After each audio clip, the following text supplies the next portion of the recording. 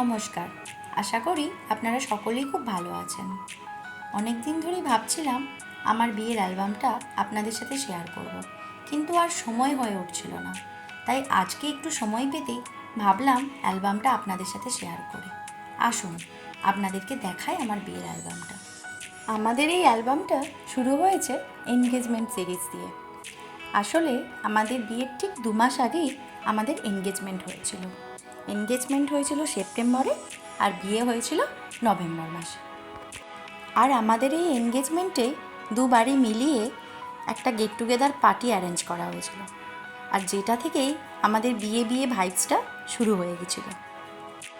অনেকেই বিয়েতে দুটো অ্যালবাম বানান, কিন্তু আমরা দুবারই মিলিয়ে একটাই অ্যালবাম বানিয়েছিলাম, যাতে পরবর্তীকালে দেখতে সুবিধা হয়।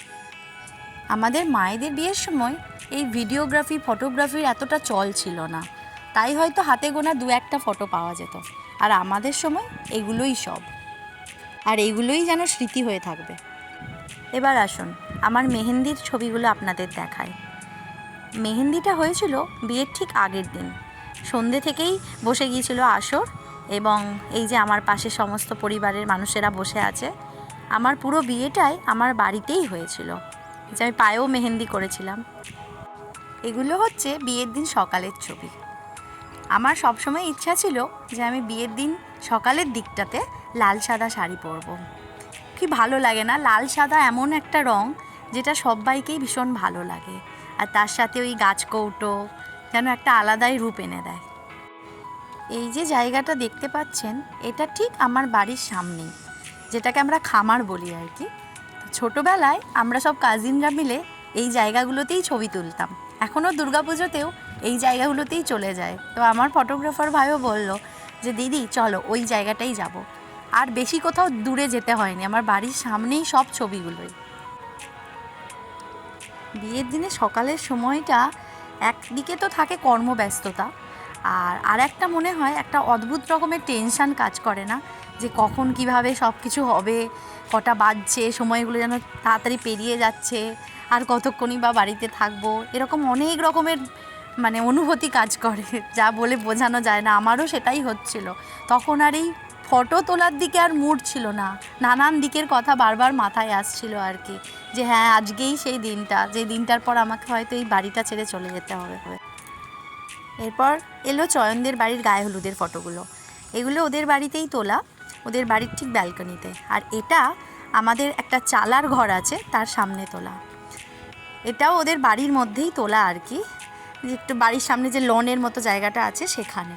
আর এই দিকে আছে গায়ে হলুদের সব ছবি, সব পরিবারের মানুষজন, মাইমা, মাসি, মাসির ছেলে, বোনেরা, পিসিরা। ওইদিকে দূরে ছোট করে ওর মাকে দেখা যাচ্ছে। এখানে আছে চয়নের চাইল্ডহুড ফ্রেন্ডস, ওর বাবা মা। বিয়ে এমনই একটা অনুষ্ঠান যেখানে সবাই একত্রিত হয়, সবার সাথে দেখা হয়, সবার সঙ্গে আবার যোগাযোগ হয়, যেটা আমাদের দৈনন্দিন কর্মব্যস্ততার জীবনে হয়ে ওঠে না। সবাই ঘিরে ধরে বসেছে হলুদ মাখানোর জন্য। আর এদিকে হচ্ছে নান্দিমুখের কাজ, যেটা ওদের বাড়ির ছাদে হচ্ছিল। এটা হলো ওর কাকাই নান্দিমুখ করাচ্ছিল আর কি। বেচারাকে জল ঢেলে পুরো ভিজিয়ে দিয়েছে। সখী ভাবনা কাহারে বলে। সত্যি সেদিন অনেক রকমের ভাবনা কাজ করছিল মনের মধ্যে। এটা ছিল আমাদের বাড়ির দুর্গা মন্দিরের সামনেটাই বসে। পিছনের দিকে নান্দিমুখের কাজের জন্য সব প্রস্তুতি শুরু হচ্ছিল। আর এটা গায়ে হলুদ আসার পর তত্ত্বগুলোকে নিয়ে। আর এইদিকে হচ্ছে আমার বিয়ের সবথেকে পছন্দের একটা ফ্রেম, যেটা আমার মা আলতা পরিয়ে দিচ্ছে, আর দুজনেই আমরা লাল সাদা শাড়ি পরেছি। এটা ছিল আমার দিদি বিয়ের তত্ত্বসূচি নিয়ে। এখানে আমার গায়ে হলুদের বিভিন্ন রকমের রিচুয়ালস হচ্ছে, অতগুলোর নামও আমার মনে নেই ঠিক করে। এটা আমার বড় পিসিমণি, এটা আমার পিসি ঠাম্মা, এটা আমার ছোট পিসিমণি, এটা হলো আমার দিদির ছেলে, যে আমার পাশে বসবে বলেই বায়না করছিল। ওদিকে ছিল মাসি। এখানে আমার পরিবারের সব সদস্যরাই আছে। এটা আমার জামাই বাবু, এদিকে বৌদি আছে, আর আমার বাবা আমার নান্দিমুখের কাজ করছিল। ওই নান্দিমুখটাও হয়েছিল আমাদের দুর্গা মন্দিরের মধ্যেই। আর ওদিকে মা বসে আছে, নান্দিমুখ হতে হতে বারবার বেরিয়ে এসে ছবি তোলা হচ্ছিল আর কি।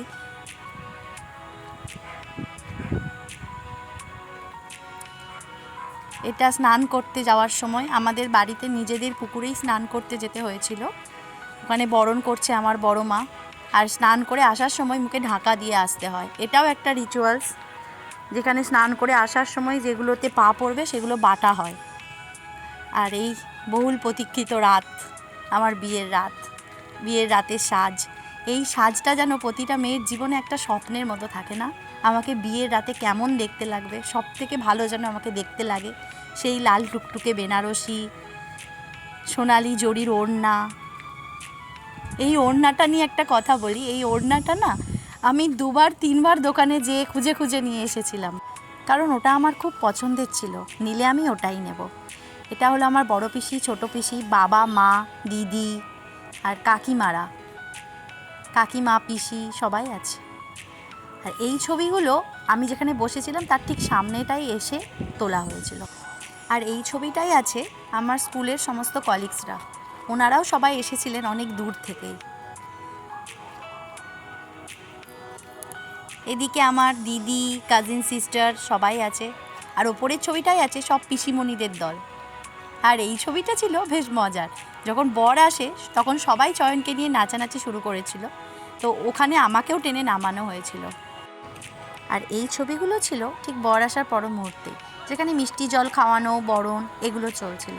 আর এই ছবিটাতে সবাই চয়নকে নিয়ে নাচানাচি করছিল, আর সেখানে আমাকেও নিয়ে এসেছিল। আর এখানে আমার শ্বশুরমশাই আমাকে আশীর্বাদ করছেন। এই ফটোগুলো দেখতে দেখতে আবার যেন সেই দিনটাতেই ফিরে গেছি। আমার দিদি দাঁড়িয়ে আছে আমার পাশে, এদিকে আমার বরের সমস্ত চাইল্ডহুড ফ্রেন্ডস, কাজিন সিস্টার, আমার কাজিন সিস্টার সবাই আছে। এখানে আমার বড় জেঠু আশীর্বাদ করছে চয়নকে, এদিকে আমার বাবা আশীর্বাদ করছে।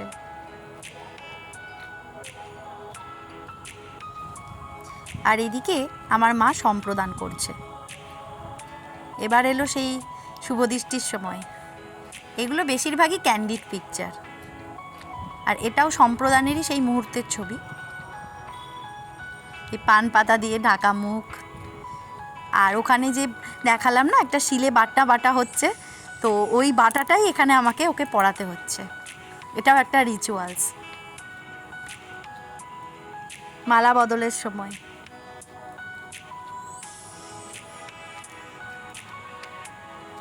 এগুলো ছিল হস্তবন্ধনের ছবি।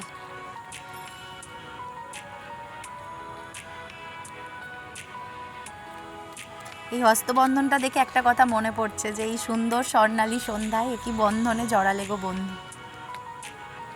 পাশাপাশি বসে কয়েকটা ফটো, এই পাশাপাশি বসে ফটোগুলো আমার আবার খুব পছন্দের ছিল। আর এদিকে উনি মন্ত্র পড়তে ব্যস্ত, আর আমি পোজ দিতে।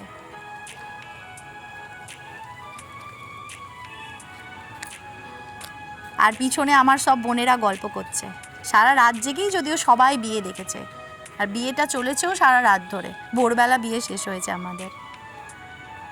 বিয়ের মালাগুলো এতটাই ভারী হয় যে অতক্ষণ ধরে পরে থাকা সত্যিই কষ্টকর।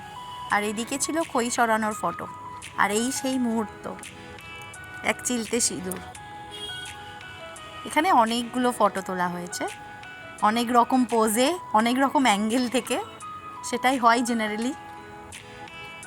আর এই ছবিগুলোই সব থেকে সুন্দর ছবি যেন, এগুলো ঠিক তার পর মুহূর্তেই। এই ফটোটাই আমাদের কভার পিকচার করা আছে। আর এখানে সিঁদুর দানের পরে আমাদেরকে আশীর্বাদ করা হচ্ছিল। আর এই ফটোটা ছিল একদম বিয়ের শেষে, এই সময় বরযাত্রীরা চলে যাচ্ছিল, সেই সময় তোলা ছবি। আর এই ফটোগুলো সবই ওই বিয়ের শেষেই তোলা হয়েছে, তখন ঠিক 4:30-5টা বাজবে, তখনও আমরা পোজ দিয়ে ফটো তুলেছি, সে এনার্জি তখনও রেখেছি আর কি। আর এই ফটোগুলো নিয়ে আর কি বলবো, এটা হচ্ছে সব থেকে কষ্টের মুহূর্ত। এখানে আমার দিদা বসে আছে, সেই মুহূর্ত যখন আমার বাড়ি থেকে ছেড়ে আসতে হবে। এটা আমার ছোটো ঠাম্মা, এটা আমার বড় মা, এটা আমার মিনা মানে মেজো মা, এখানে আমার দিদি আর আমার মা। এই মুহূর্তগুলো সত্যিই খুব ইমোশনাল হয়। এই ছবিগুলো রাস্তায় দাঁড়িয়ে তোলা। এটাও আরামবাগ থেকে মেদিনীপুর আসাটা তো অনেকটাই রাস্তা, তো এক জায়গায় দাঁড়িয়েছিলাম আমরা। আর এগুলো ঠিক ওদের বাড়িতে আসার পর মুহূর্তে, যেখানে মা আমায় বরণ করছে, আলতা পায়ে ঘরে ঢুকছি, আর গাড়ির মধ্যেই ওই ফটোটা। আর এখানে ওদের বাড়িতে আসার পরও এইসব আশীর্বাদ শুরু হয়েছে, যেখানে আমার শ্বশুরমশাই, শাশুড়ি মা, এটা আমার বড় পিসি শাশুড়ি, এটা এক কাকিমা। আর এই পিসিটাকে আমি তখন থেকে অ্যাকোরিয়াম পিসিই বলি, কারণ আমাদের বিয়েতে অ্যাকোরিয়াম গিফট করেছিল বলে। আর এইগুলো হলো ভাত কাপড়ের ফটো। আর এই রিচুয়ালসের সময় ওর বোনেরা খুব মজা করেছিল, যেটা হয়তো আপনারা আমাদের ওয়েডিং ফুল ভিডিওতে দেখেছেন। আর এটা হলো খাওয়া দাওয়ার সময়ের ছবি। আর এই ফটোগুলো বেশিরভাগই আমাদের বেডরুম, ব্যালকনি এই জায়গাগুলোতেই তোলা।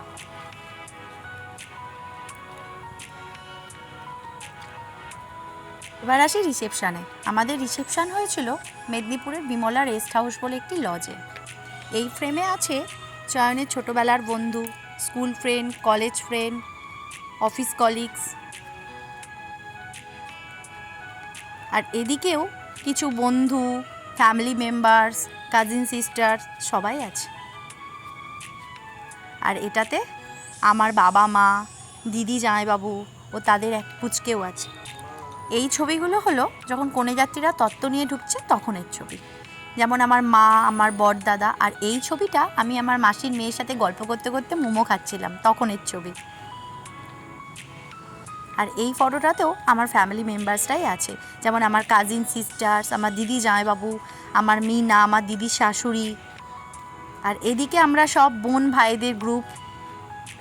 যেমন এই ফটোটা, যদিও এখানে সবাই নেই, এটাও আমার কাজিনদের গ্রুপ। আর এটা আমার বড়দাদা, বৌদি ও তাদের ছেলের সাথে তোলা ছবি। আর এই ফটোটাই শুধু মা আর আমি। আর এদিকে আছে দিদি, দিদির পুচকেটাও। আর এই ফ্রেমে আছে আমার বরের সমস্ত অফিস কলিগসরা, যারা কলকাতা থেকে এসেছিলেন। আর এই ফটোটায় আমার দাদারা, বোনেরা, দিদি সবাই আছে। আর এদিকে মা, মাইমা, মাসি সবাই আছে। আর এই ফটোটা আমার খুব পছন্দের, কারণ আমার দিদা এসেছিল এবং এত দূর থেকে এসেছিল, এই এত বছর বয়সেও সে এসেছিল আর কি। এটা ভেবেই আমার খুব ভালো লেগেছিল।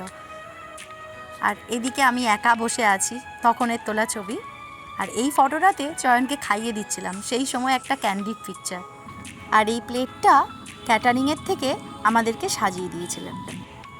আর এইগুলো ছিল কয়েকটা পোর্ট্রেট, যেগুলো রিসেপশানেই তোলা হয়েছিল। স্পেশালি ওই বাদিকে যে ছবিটা ছিল, ওটা আমার বেডরুমেই তোলা হয়েছিল।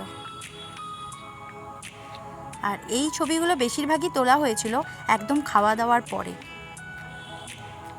কারণ তখনই ওদেরকে একটু সময় দিতে পেরেছিলাম। আদারওয়াইজ চয়নও খুব ব্যস্ত ছিল সবাইকে অ্যাটেন্ড করার জন্য, সেজন্য ওকেও আমি খুব একটা পাইনি ফটোতে। প্রথমের দিকে ছিল, মানে ব্যস্ততার মধ্যেই তো কাটে সারাক্ষণ, সকলকে অ্যাটেন্ড করতে হয়, সবাই আসে বাড়িতে, যেটা হয় জেনারেলি। তো আমরা সময় পেয়েছিলাম একদম শেষের দিকে, যখন এই ছবিগুলো তোলা হয়েছিল। আর এই ফটোগুলো আমাদের পোস্ট ওয়েডিংয়ের ফটো, যেগুলো আমাদের বিয়ের ঠিক 3 মাস পরে তোলা হয়েছিল। এগুলো বেসিক্যালি কলকাতার মধ্যেই তোলা হয়েছিল, যেমন কফি হাউস, ময়দান, এই সমস্ত জায়গা ঘিরেই তোলা হয়েছিল।